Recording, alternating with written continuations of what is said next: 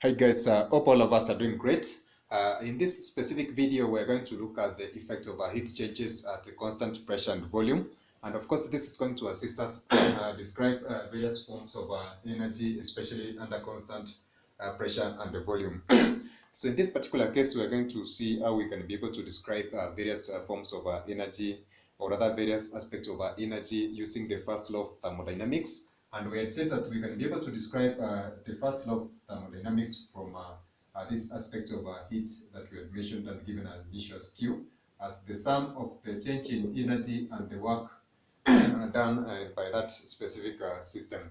So in this case, we're going to see that the description of our work in this particular case is going to be the mechanical work of from the description given of this expansion, of course, of this aspect of gas that is contained in this enclosed system.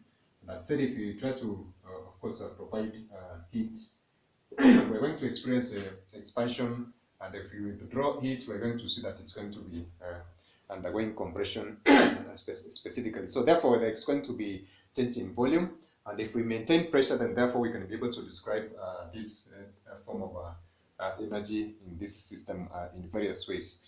So therefore, if we consider this work only to be the mechanical work of expansion and compression shown as such, we can be able to give this part of the heat, which is work in terms of work given as the product of the constant pressure and the change in volume of this specific system.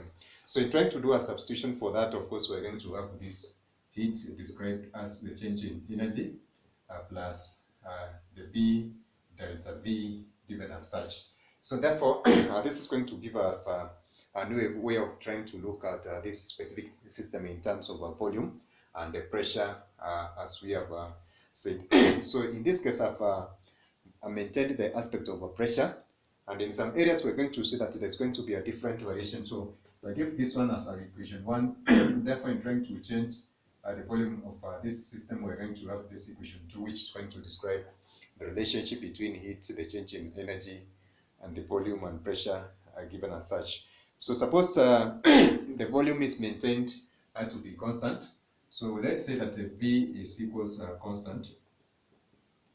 And therefore, we can be able to have a variant form of that equation, whereby we're going to have heat described at constant volume given as the change in A, since of course there's no variation in volume in this specific case. So similarly, at constant pressure, we can be able to describe it as a form of this, as I've said, and therefore we are going to give this one a specific notation, whereby the description of delta A is the change in energy from the initial state to the final one, which can be given as such. So if we try to expand this specific equation, we can have a description of heat in terms of a constant pressure, whereby we're going to have the delta E given as E2 minus E1, and then this is going to be plus that change in volume.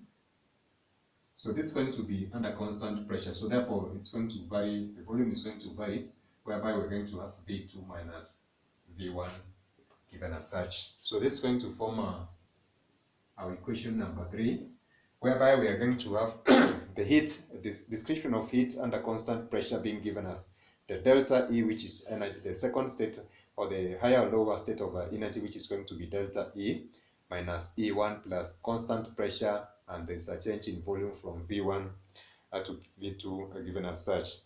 So we're going to see that we have described pressure and volume in this specific case, which we have mentioned as the thermodynamic properties of the system, and therefore we're going to be seeing that the aspect of energy, which we have given basically as E plus PV, energy, pressure, and volume, are going to be independent, are going to be, of course, dependent only on the state of the system, and of course, and not on its history. Now, in this specific case, we had mentioned the concept of extensive properties of this thermodynamic system, and of course, this extensive property of a thermodynamic system, in our first case, we had given it an initial whereby we refer to this one as H. And this H implied the constant of enthalpy.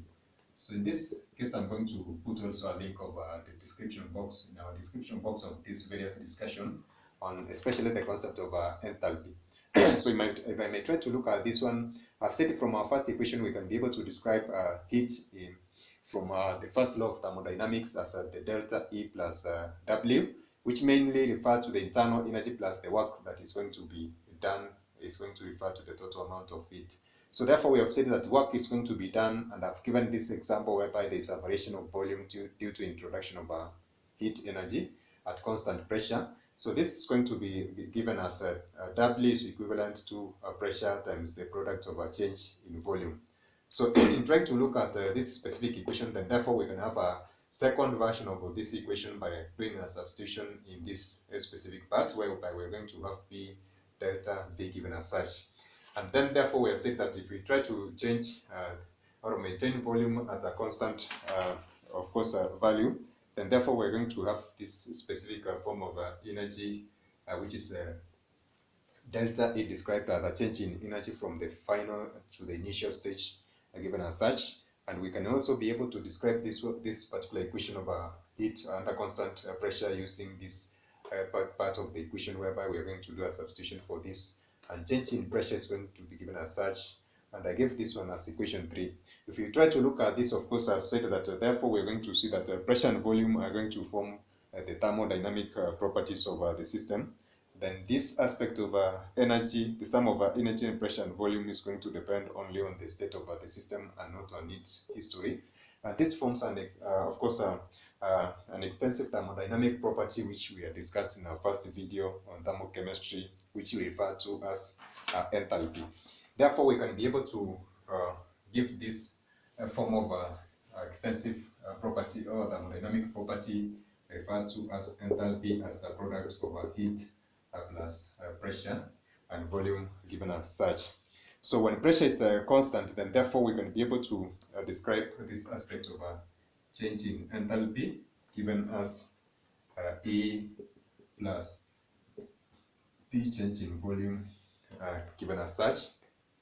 And of course we have described this one as the heat under constant pressure, which can be able to be described using this specific form.